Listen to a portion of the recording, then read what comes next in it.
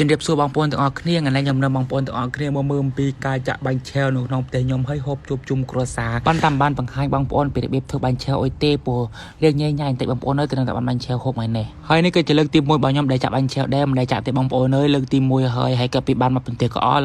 បាទបងប្អូនមុននឹងឈានចូលទៅដល់ការធ្វើបាញ់ឆែវទៅក៏ដើមបងប្អូនស្រីនេះទុបបេះអ្នកស្លឹកអ្នកល្ងាញសិនបងប្អូននៅយកមកធ្វើជាលក់តែសួរតែផ្លោដើរកាត់ស្រែនេះមិនកាត់ស្រែទេប៉ុន្តែនឹមគ្នាចង់ឲ្យវិញឆ្ងាយទៅក៏ដើរកាត់ស្រែបន្តិចសិនទៅប៉ុន្តែស្រែនេះក៏បងប្អូននៅលឹងខៀវទងន់ហើយក៏និយាយពីស្រស់ស្រាយឲ្យខ្យល់បក់មកលហឺទៀតបងប្អូននៅនិយាយពីថាតែជាស្រួលមែនត្រង់មេឃឯនេះក៏មិនមានថាបើកថ្ងៃបើកអុយទេតាមពិតនេះម៉ោងដូចជាម៉ោង11 12បងប្អូនមែនទេមេឃឲ្យមានក្តៅទេសតុំទៅក៏និយាយពីតិចឡោឥឡូវនេះដល់កន្លែងដើមល្ងាញបងប្អូននៅនិយាយពីថាត្រូវទឹកភ្លេងក៏លឺអាចថាបងប្អូនក៏បានចូលមកបេះផងទៅកន្លែងខ្ញុំមកក៏ត្រូវប៉ាន់បណ្ដោយតាកតោនឹងស្រាក់ល្ងាញនេះខ្ញុំមិនដឹងថាស្រុកបងប្អូនយកទៅហូបជាមួយនឹងសណ្ដីខ្លាញ់ខ្ញុំមិនដឹងទេប៉ុន្តែបើស្រុកខ្ញុំក៏ដូចជាគ្រួសារខ្ញុំយកទៅហូបជាមួយបាញ់ឆែវនំគ្រក់ហើយធ្វើជាលក់ជាមួយបុកទៅគ្រឿងអុយផ្សេងប៉ុន្តែស្រុកបងប្អូនចាំជួយ comment ប្រាប់ផងបើសិនជាអាចថាយកទៅធ្វើអីហូបផ្សេងដែលមានផ្លែកយើងស្រុកខ្ញុំចឹងណាហើយបងប្អូនខ្ញុំក៏ថាចាប់ដើមប្រទៀងបេះហើយបងប្អូនដូចនិយាយពីថាលឺល្អខ្លាំងមែនទែនលឺខ្លាំងប្រទៀងចោលប្រទៀងឡើងប្រទៀងចោលប្រទៀងឡើងក៏មានអុយប្រទៀងប៉ាបន្លាក៏នេះចង់រៀងហើយក៏កាច់មកតាំងមេឃធំបណ្ដោយតែសុទ្ធថាបុតបន្លាប៉ុណ្ណោះហើយឈប់បានឈប់ទេគឺបេះតទៀតនិយាយរួមទៅដោយសារតែស្លឹកវាលឺច្រើនខ្លាំងមែនទែនដោយសារតែត្រូវទឹកភ្លេងទៅមិនណាចូលមកបេះទេហើយណាមួយអាដើមតែនេះគឺកាប់ដល់ពេលតែកាប់ហើយទៅវាលឺមកថ្មីចំណុចដល់ពេលលឺមកថ្មីក៏ពីលឺច្រើនខ្លាំងមែនទែននិយាយរួមទៅបងខ្ញុំចូលទៅបោយកបណ្ដោយតែវាលឺល្អខ្លាំងពេកទៅក៏ពីអូយពុះពៀមែនអេនិយាយពីថាឥឡូវបាននៅរត់ចេញមកវិញហើយនេះត្រឹមតែបានគ្រប់ស្នំគ្រឿនឥឡូវនេះក៏មានអ្នកចាប់ដើមច្រាំសាច់មឿនសាច់ជ្រូកអុយតូហើយក៏ខ្ញុំក៏បានជួយច្រាំបន្តិចដែលប៉ុន្តែដូចជាមិនតំណងសោះបើសិនជាអ្នកមើលដេញគឺដេញថានេះគិតតែជាការចាំសណ្ដែងហើយម៉ែខ្ញុំក៏ចាប់ដើមលីងដងដើម្បីធ្វើស្នូលបាញ់ឆែវដែរបងប្អូនអើយនិយាយរួមទៅខ្ញុំដូចតែបានប្រាប់chịឯងថានេះមិនមែនជាវីដេអូដែលបង្ហាញពីរបៀបធ្វើបាញ់ឆែវទេប៉ុន្តែនេះគឺជាការបង្ហាញពីរបៀបហូបបាញ់ឆែវជួបជុំគ្រួសារដែលជាលក្ខណៈធ្វើ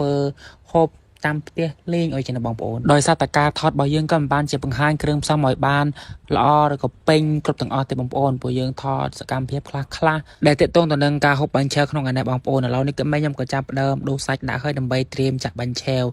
និយាយរួមទៅការធ្វើបាញ់ឆែវរបស់ម៉ែខ្ញុំគឺខ្ញុំចូលចិត្តរសជាតិគាត់ខ្លាំងមែនទែនដោយសារតែមិនស្រាលពេកហើយកំណត់ពេកមកល្មមខ្ញុំចូលចិត្តខ្លាំងមែនទែនឥឡូវនេះគឺយើងចាប់ផ្ដើមដាក់ខ្ទះដាក់អុយហើយកូនម្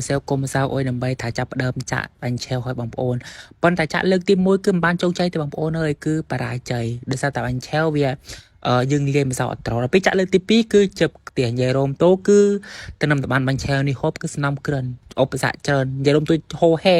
នេះបាញ់ឆែវដែលថាចាក់ខំមិនគឺមកអង្គុយកោទៅខាងក្រុមហើយកោវាមិនបានទេនិយាយហូចាត់បណ្ដោយតែមិនមែនសុទ្ធតែប៉ុណ្ណោះឈប់មិនមែនឈប់ទេចាក់ទៀតព្រោះនិយាយរោមតូមិនមែនថារឿងអុយថាយើងធ្វើមិនបានជោគជ័យឬក៏មិនស្នាច់ទេ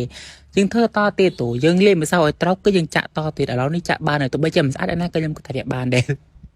រជារួមទៅ it's okay បានយីណចាក់បានប៉ុណ្ណេះក្នុងសំណាងលលយើងមិនមែនជាអ្នកលក់ឯណាយើងចាក់ហូបតាមផ្ទះតាមអុយក៏បានប៉ុណ្ណេះខ្ញុំគិតថាវាអូខេហើយណាបើចាក់បានស្អាតផ្ទះប៉ុណ្ណាណៃណយើងមិនមែនចាក់រឿងថ្ងៃណាយើងយូរម្ដងឃើញកាប់មកភ្លឹបបានស្អាតដបេះខ្ញុំនិយាយមែននិយាយពីថានេះចាក់បានដល់បន្តិចពីនិយាយពីថាត្រឹមបានបន្តិចនិយាយពីដៃឡើងក្តៅអើយនិយាយមែនតែក្តៅទៅដោយសារតែឃ្លានហ្នឹងណានិយាយរួមទៅមុននឹងម៉ែកិនចាក់ខ្ញុំសុំចាក់មុនសិនព្រោះខ្ញុំចង់បើកឆាតើការចាក់ដោយមិនមានការប្រាប់ពីកិត្តខ្ញុំចាក់ហើយយ៉ាងម៉េចបានយ៉ាងម៉េចនិយាយរួមទៅរូបរាងរបស់ខ្ញុំបានទោះបីជាមិនស្អាតខ្ញុំគិតថាវាអូខេវា perfect សម្រាប់ខ្ញុំឥឡូវនេះក៏ចាប់ផ្ដើមមកដល់ការរៀបចំឲ្យបងប្អូននិយាយពីសណ្ដីទៅនិយាយពីបន្លែបន្លក់នៅមានច្រើ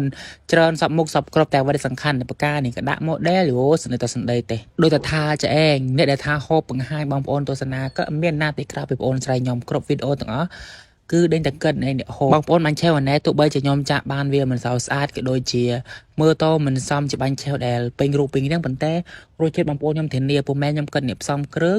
និយាយរំតោចេញមកទឹកត្រីគឺជាងាញ់ខ្លាំងមែនទែនអូនិយាយរំតោមានបាញ់ឆែវមានបាយក្តាំងទៅបងប្អូនអើយនិយាយថាបាយក្តាំងនេះរសជាតិឈ្ងុយឆ្ងាញ់ខ្លាំងមែនទែនបងប្អូនគឺបាយក្តាំងទៅដល់គោបងប្អូនអើយជាងាញ់ខ្លាំងមែនទែនមើលតែមើលបងខ្ញុំក៏ទៅដេញបងប្អូនហើយក៏សូមអរគុណទៅដល់បងស្រី Kennery ដែលគាត់បាន nhờ bài đang niệm oi giờ tôi chẳng ngăn khăn tiền bằng bộ nơi cứ chẳng ngăn khăn mình tiền bồi vinh tiền nên tôi tận nông cua sa nhắm oi tại miền ca chụp chung kia chỉ để bao mình thơ bánh chai tôi có thơ nồng cột bơm thơ nồng cột thì có thơ nồng chọn thực họ nhớ rôm tôm để tinh kia tinh oi tề tại chụp chung kia cứ thơ hộp chung môi kia từ bằng bộ nơi môi nóไปได้ยังthơ hộpคนเองพังตัวแบบมันเศร้าจะนายจรันมันแต่บางปอนแบบได้ยังtinh kiaยังจอพระได้หนึ่งเบิกเนี่ยยังจรันแต่บัทักยังทบจมวยแค่ต้มเสาอาจารย์แต่บางปอนเลยคุณชาบางปอนสนามการตัวสนามตามปีดาเราจะให้ก็ซึ่งคำแต่บางปอนนึงตามด้านวิดีโอกรอยติดยำนำเมียนพอเชียโฮแฮเป็นตาเป็นตับติดบางปอนคุณชาจะไปเรียบายบาย